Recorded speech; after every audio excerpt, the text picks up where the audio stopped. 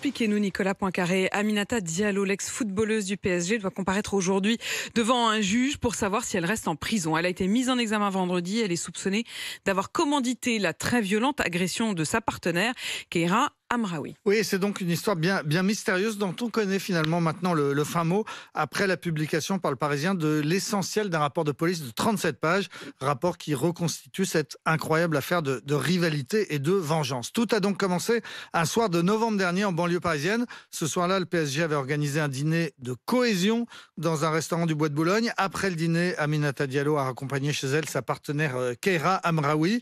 Et tu parles de cohésion, à proximité de son domicile, 3 hommes ont sorti la voiture, ont sorti Amraoui et l'ont frappé aux jambes et aux bras avec des barres de fer. Aminata Diallo a très vite été soupçonnée à l'époque et placée en garde à vue, soupçonnée notamment parce que la victime avait fait remarquer aux policiers qu'au moment de l'agression, elle était au volant et elle ne roulait qu'à 5 ou 10 km/h, comme si elle savait ce qui allait se passer.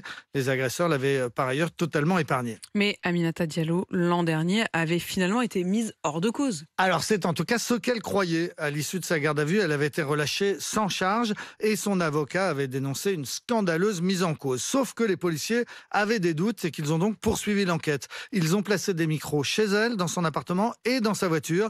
Et ces écoutes ont révélé la haine féroce qu'Aminata Diallo vouait à sa partenaire, ce que les enquêteurs ont appelé une dérive psychologique pathologique. Tout simplement parce que, sportivement, elle lui faisait de l'ombre. Les policiers ont retrouvé dans le téléphone d'Aminata Diallo des messages WhatsApp qui datent d'avant l'agression et dans lesquels elle envisage une action violente contre sa concurrente, une action qu'un de ses amis, Jaja, serait capable de faire. Elle écrit « Si je lui demande de la détruire, il la détruit ». Jaja, en l'occurrence, était à ce moment-là incarcéré à Lyon et depuis sa cellule de prison, il envoyait des messages à plusieurs joueuses du PSG pour dénigrer la future victime Keira Amraoui. Et finalement, les policiers ont identifié cet été les auteurs de l'agression. Oui, 3 jeunes d'une vingtaine d'années originaires de Seine-et-Marne. Ils ont été identifiés grâce à la fonction de géolocalisation de l'application Snapchat qui a prouvé qu'ils étaient sur les lieux de l'agression à l'heure de l'agression. En garde à vue mercredi dernier, ils ont avoué les faits. Ils ont dénoncé un 4e agresseur surnommé Le Petit, âgé de 18 ans. C'est lui qui aurait porté les coups de barre de fer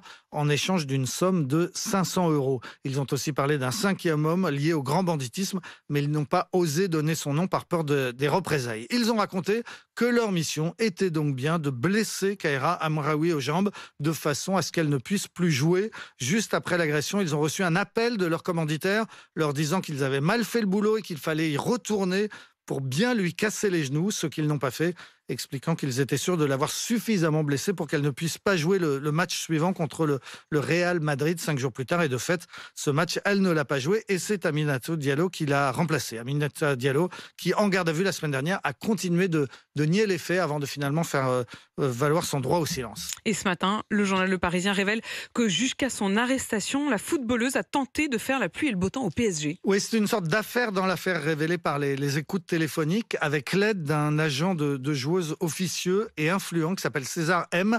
Aminata Diallo a tout fait pour déstabiliser la section féminine du PSG. Elle voulait la peau du directeur sportif et de l'entraîneur, la peau de l'entraîneur d'ailleurs qu'elle a eue en utilisant des menaces et des dénonciations.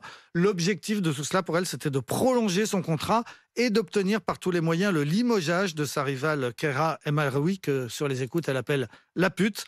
Finalement, c'est l'inverse qui s'est produit. Aminata Diallo est en prison actuellement à la maison d'arrêt de Versailles et Keira Amraoui, elle, a rejoint hier le groupe du PSG.